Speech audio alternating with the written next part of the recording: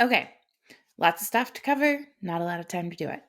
Kamala Harris opened up the Rose Garden speech on spooky ghost guns yesterday, followed by Deputy Attorney General Lisa Monica. They spent a lot of time talking about how bad ghost guns are and that these guns have no serial numbers. Many are sold without a background check. They come in kits. They can be assembled quickly with little or no training. That means someone can convert parts in a box to a working gun in very little time. Which is the point. Considering this administration wants a national registry, it's very nice to know that we can put a gun together and exercise our right to keep and bear arms without anyone knowing about it.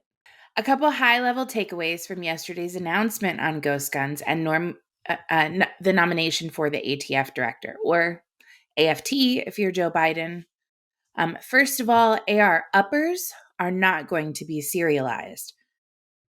They're grandfathered in as the lower being the receiver on an AR. That will also apply to the Glock and other handgun frames. I'm linking the actual rule that was published by the ATF yesterday. For existing designs, there's no change in classification of what is a receiver and what needs to be serialized. For new designs, though, it looks like what will be designated as a receiver will be designated at the time of design and not prior to, because, we need to make as many people as possible criminals. For 3D printers, part kits are now illegal to manufacture without serialization, and if someone purchases one of those kits, the FFL is required to do a background check. In addition, if you are selling a big scary ghost gun to an FFL or potentially a pawn shop, this is up for debate, as Biden mentioned it in his speech, but to my understanding, that isn't legal. It must be serialized prior to the resale of the scary ghost gun. In addition to all of this, the new rule requires keeping records indefinitely instead of just the 20 years. Finally, they are sending out a coordinator to each ATF field office that is especially there to be the point person on building and prosecuting ghost gun cases. Biden went on to yell and old man holler about Congress needing to pass universal background checks and ban assault weapons. What the fuck is an assault weapon? Baseball bats? Are we getting rid of those knives? Oh. High capacity magazines. Right before he told his stupid, I saw a man hunting in the woods and he said, "Are you going to take my gun?" And I said, "Well, what do you need that?" The deer in Kevlar story that he really enjoys telling, that's a fucking probably never happened. And that was right before he wrapped up with a demand to repeal the liability shield for gun manufacturers, suggesting they're the only industry that can't be sued. Remington just paid a huge settlement to the families of the victims of the Sandy Hook shooting, which I do not agree with, as the manufacturer has no liability. And I'm quite certain that vaccine manufacturers cannot be sued for the adverse effects from the COVID-19 vaccine. So this is a blatant lie. I know this may be a foreign concept to some people. We do have 3 branches of government, each of which has its role in our republic. The first is the legislative branch. This is the branch of government where laws are made. The executive branch executes the laws made in Congress, and the judiciary rules whether or not those laws violate the Constitution when challenged. None of what was announced yesterday is a law. They are edicts issued by the executive in conjunction with the Department of Justice. This should be challenged immediately, and while we're at it, the entire NFA should be repealed. The Second Amendment was explicit, and so were the Founding Fathers in writing it. Shall not be infringed was not a suggestion. The U.S. Department of Justice on Monday asked a federal appeals court to allow the Biden administration to resume enforcing a federal employee vaccine mandate that has been blocked by a lower court judge in January. A fifth U.S. Circuit Court appeals panel on Thursday reinstated Joe Biden's executive order mandating that federal civilian employees be vaccinated against COVID-19. The White House last week had told federal agencies they, quote, must continue to take no action to implement or enforce the COVID-19 vaccination requirement, pending additional procedural steps by the court. On Monday, the Justice Department asked the appeals court to take appropriate steps so that the government may resume implementation and enforcement of Joe Biden's executive order. It said the appeals court should issue its order immediately to allow the ruling to take effect, arguing it is justified by the serious ongoing harm to the public interest and to the government. The Biden administration argued the federal trial court had no power to hear the dispute. It told the appeals court that employees were required to raise their grievance through the Civil Service Reform Act. The panel's 2-1 majority said the plaintiffs had sought to, quote, circumvent the CSRA's exclusive review scheme. The White House has said more than 93% of federal employees have received at least one vaccination, and 98% have been vaccinated or are seeking a religious medical exemption. In mid-January, the U.S. Supreme Court blocked Biden's COVID-19 vaccination or testing mandate for large businesses. The court allowed a separate federal vaccine requirement for healthcare facilities. A third major vaccine requirement aimed at employees of federal contractors like airlines and manufacturers was blocked by a federal judge in December. Joe Biden's approval rating has dropped to an all-time low, with 58% of respondents disapproving of the way he has handled domestic and foreign affairs while in office. His approval rating ticked down to 42%. The president completed 1 year in office this January, but his rating has been in the 40s since August of last year. His approval rating was low across demographics, with the most being frustrated over the pandemic-induced economic crisis and soaring inflation. Which, that's the Fed's fault. At least 63% of the respondents disapproved of the president's handling of the economy, while 55% showed a thumbs down towards Mr. Biden's approach to the conflict in Europe. 69% of those polled were dissatisfied with the way the Democratic president steered the inflation, which touched 7.9% in March, the highest since 1982. When split along party lines, 44% of Democrats disapproved of Mr. Biden's handling of inflation. After a resounding victory in the 2020 presidential race, Mr. Biden's ratings started collapsing following the withdrawal of American troops from Afghanistan last August. According to experts, his falling ratings could be in trouble for Democrats in the upcoming midterm polls. You think? The Biden administration is bracing for today's key consumer inflation report to show that the prices Americans pay soared in March. As Russia's assault on Ukraine caused energy prices to jump, White House Press Secretary Jen Psaki said Monday the Labor Department's previous report, which showed prices rising at a dramatic rate in February, failed to include the majority of the jump in oil and gas costs caused by the Kremlin's unprovoked invasion.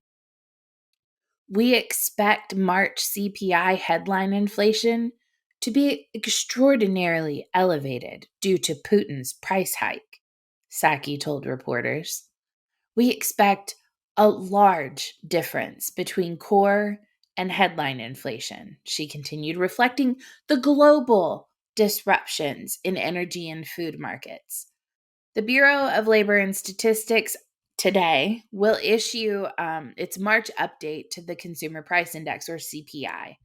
The CPI is the department's tool for measuring inflation in a basket of goods and services that the average American would buy, ranging from eggs and milk to cell phone, unleaded gasoline.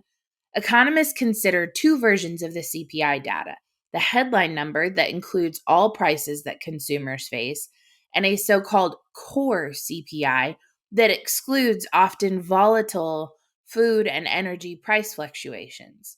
The White House says it anticipates a wider than normal disparity between the headline and core readings because of an abnormal increase in gas prices that occurred last month.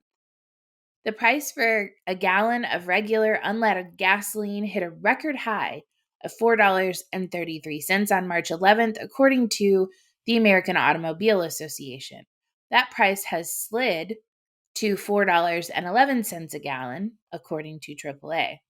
At times, gas prices were more than $1 above pre-invasion levels. So that roughly 25% increase in gas prices will drive today's inflation reading. Labor Department data has for several months shown that the year-over-year price jumps have been hitting levels not seen since Ronald Reagan was in the Oval Office. The February reading showed benchmark consumer inflation index rose 7.9% over the last 12 months, the highest level since January of 1982. The March report that's due out today, it comes out at 8:30 in the morning. I will probably not have this out by then, but press secretary noted that Biden has taken several steps to lower energy costs, including a move to release about 1 million barrels of oil a day from the nation's strategic petroleum reserve. As I told you guys yesterday, if you're shipping all of that to Asia and Europe, how is that supposed to help the United States? Let's talk a little bit about Hunter Biden's laptop. There's a gentleman named Patrick Ho. He hardly seemed the profile of a big-time international fixer. He was a short, pudgy man, affectionately known to friends as Fat Ping. Ho had been a Harvard-trained ophthalmologist and a Hong Kong government minister. Yet, in the fall of 2017, after landing at JFK Airport, he was arrested by the FBI and charged in an audacious plot to dole out millions of dollars in bribes to African leaders in exchange for major energy contracts that appeared to advance Chinese government interests.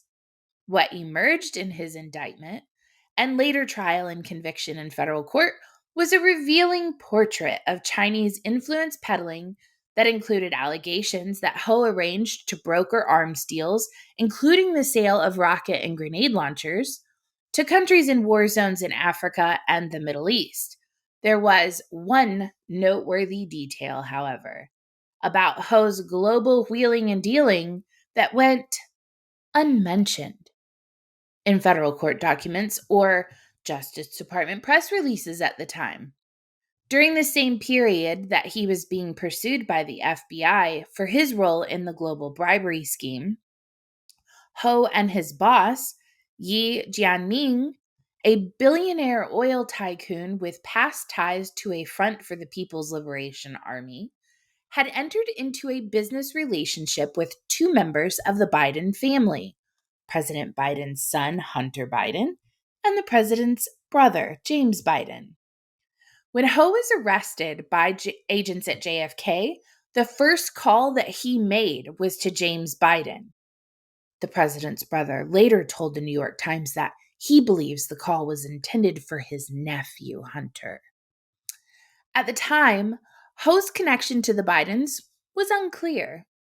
But emails on Hunter Biden's laptop, which have now been confirmed to not be Russian disinformation, as well as bank records and other documents that have been uncovered by the Senate Republican investigators, reveal a high-dollar money trail that flowed from Chinese interests to Hunter and James Biden, and which now appears at the heart of an ongoing Justice Department criminal investigation. Don't forget, 10% for the big guy. The documents show that over a 14-month period in 2017 and 2018, a Chinese firm, CEFC China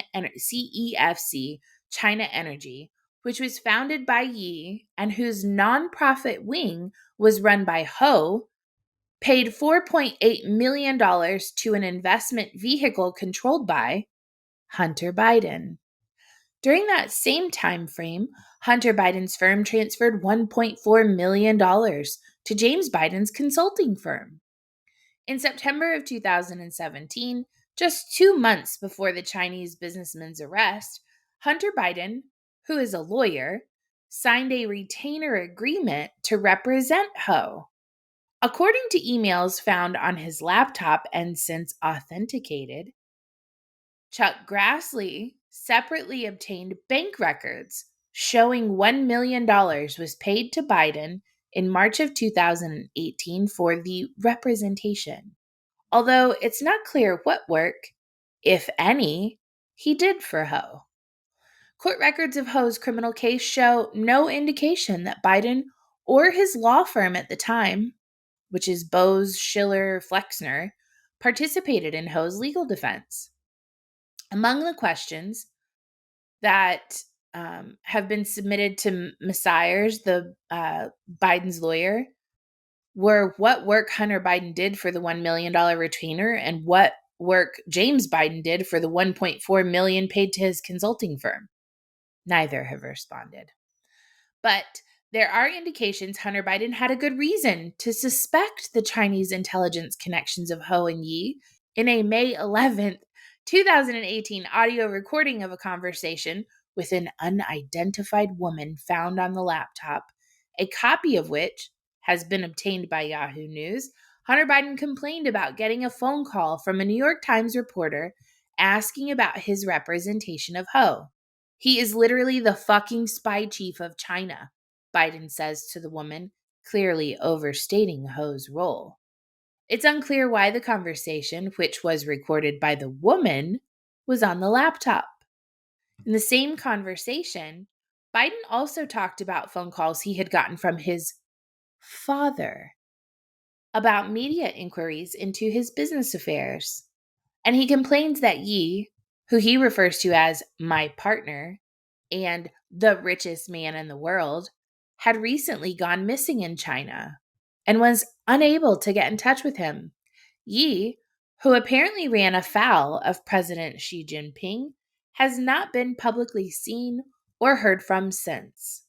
This article goes on to say none of the details about Hunter and James Biden's business dealings with Chinese interests implicate President Biden in any wrongdoing.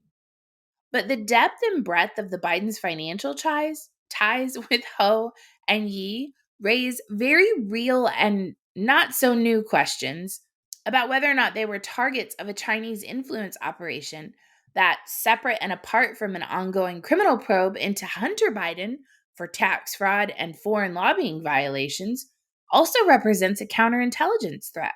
Well, no fucking shit. I will say this article is incredibly long. I'm going to go ahead and stop there.